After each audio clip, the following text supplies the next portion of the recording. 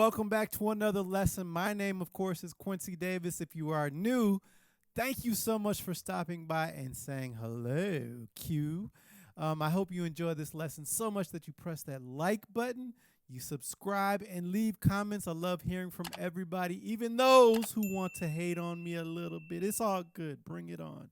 I try to respond to everybody. At the very least, I like every comment. So write to me, let me know what you thought of the video. All right, so the last couple weeks, I've been focusing on bebop folk vocabulary. If you haven't checked those lessons out, I'll make sure to put the links above and below and all that stuff. And that is extremely important language to get in your playing if you want to sound like a modern drummer, which if you live now, then you are modern, therefore you want to sound modern. I'm also doing a couple classes at the end of this month, July, at the time of this taping. It's at the end of this month. I'm doing a few classes that you might want to check out. A couple of those classes I'm focusing solely on bebop drumming because it's that important. But this lesson, however, is not about bebop. In fact, it's about something completely different, equally important, which is melody. Everybody say melody. Melody. Creating magical moments in drum solos with melody. Okay? And it's one of those things that I'm always very conscious about when I'm soloing. And I don't think I've really done a lesson talking specifically about this. So I'm going to do a quick demonstration, and then I'm going to break it down and show you strategies and ways that you can work on it. So here we go.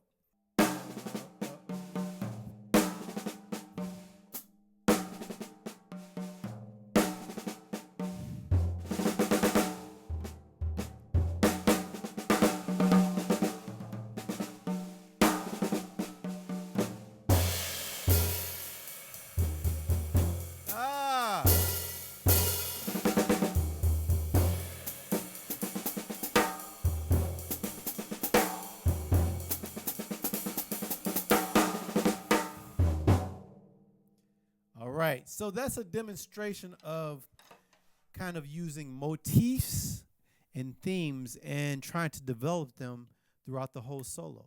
And if you noticed, it was ever changing. Sometimes I would establish an idea or a theme and work that for a little bit. Then maybe I'd start a new theme or motif and work that a little bit. And maybe I came back to the original theme, right?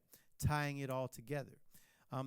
But the main thing is that they're all short melodies that are very memorable. When people hear them, they can recognize them, and they hear them as melodies, okay? I want to say this. You can't create melody without knowing melody. If you don't know any melodies, then you're not going to be able to create any melodies. You understand what I'm saying? So with that said, we're actually going to sing and play a melody that hopefully most of you know. Many of you may not know it. I'll make sure I put a link down below to the exact chart that I am going to be using of this tune called Tune Up. And I like this tune because it's very simple. Lots of half notes and quarter notes that we can kind of embellish and have fun with. So here we go. Oh, by the way, I have to say, I'm just going to be working on or conveying the rhythms of the melody. I'm not necessarily so concerned with the longs and the shorts.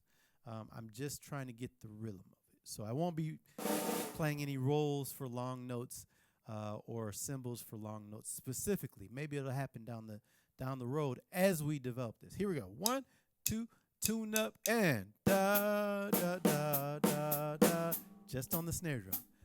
Da da da da da. You can add syncopation to it.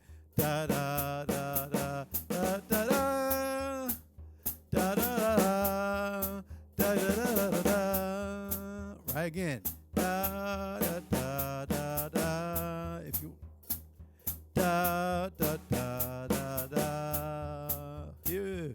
Da da da da da da da da.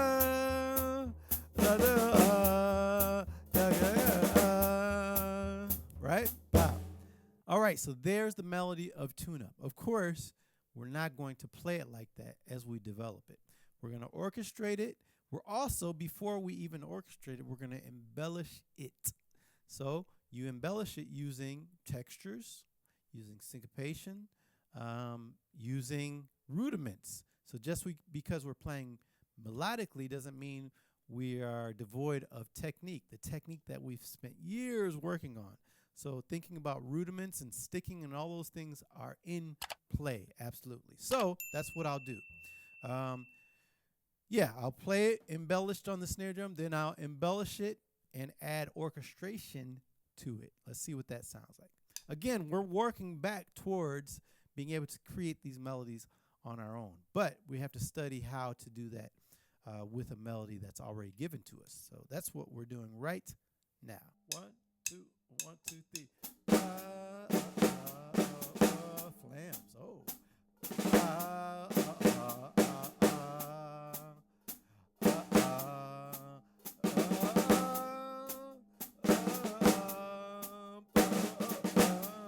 Okay, around the drums.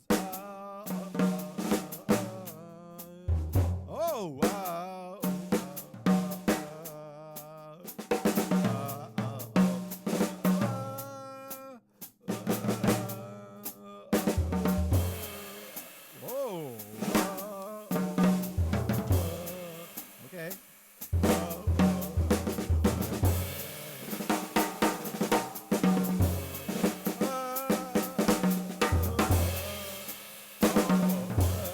One more time.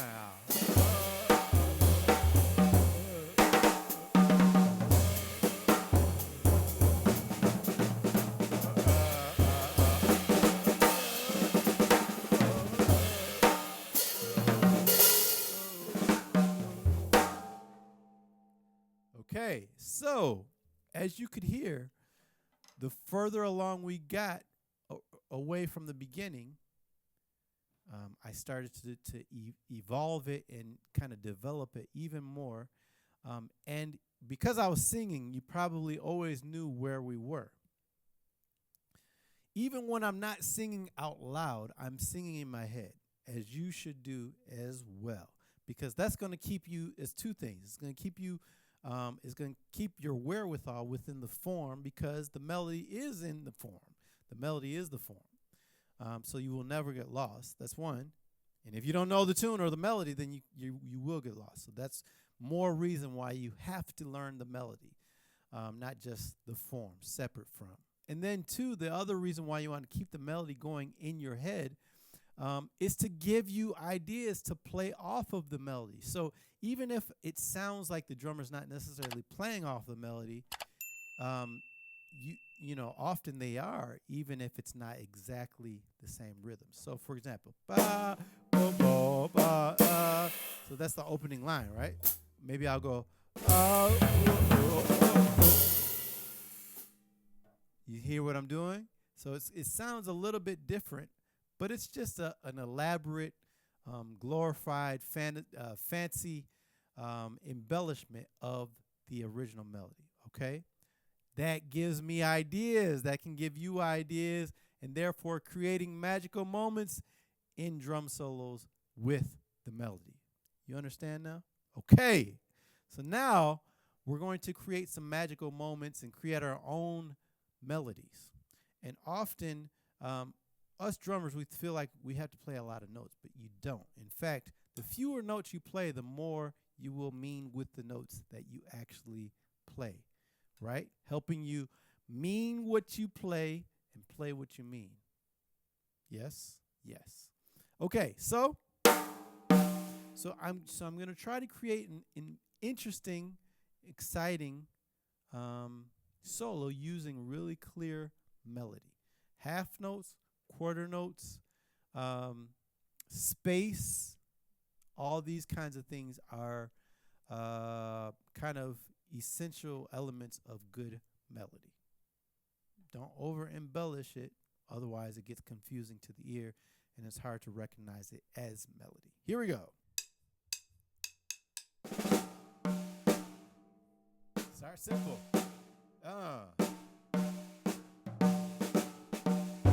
Woo!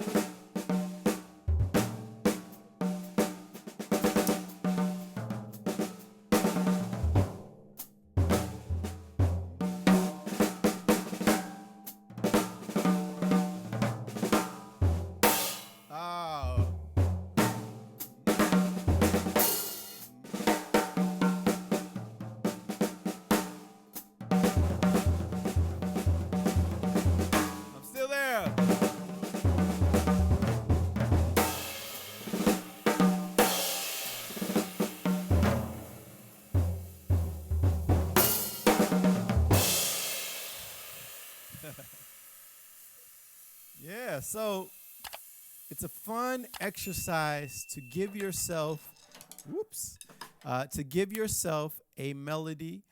Try to come up with an interesting melody, and then work that melody, work that theme, work that motif, whatever you want to call it.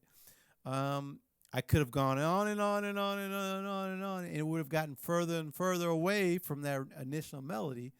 But because I'm still hearing it in my head, it gave me something to play off of, okay? And it can really help you, kind of give you some foundation to your solos. Instead of just playing, just bebop drumming, sometimes we get stuck in just playing language without thinking about the melodies that the language is creating and trying to create melodies with our language. For example, the classic 4 Big Sid Max Roach solo. That's a beautiful melody, but it's also essential bebop vocabulary, right?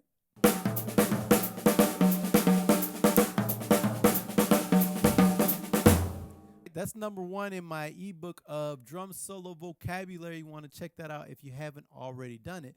But that's like a classic bebop phrase by, again, Max Roach. But it's also very melodic. So just because we're playing bebop language doesn't mean it can't be melodic. In fact, we should always be thinking, how can I make this language sound more melodic? Therefore, it's going to sound more meaningful, and we're going to be more invested in it instead of just thinking about it as vocabulary. And it's going to make all your solos sound like you're telling a story, and it's going to make it sound like you actually mean what you're playing. And that's what we're trying to do. All right? So, creating magical moments in drum solos with melody. It doesn't have to be trite and boring and dull. It can be exciting, fun, and extremely interesting and deep and wowing. That's not a word, but I like it. You know what I'm talking about. Anyway, that is the lesson today. I hope you enjoyed it. And until the next time, make sure you sign up for one of the lessons that I'm offering, the group lessons at the end of this month. It's going to be crazy. I got curriculum set up. I got activities. I got homework for you. I got all kinds of stuff. It's going to be interactive. So it's going to be fun. Check that out. But until then, you know what to do. Practice hard, but practice smart. All right? Take care. Bye-bye.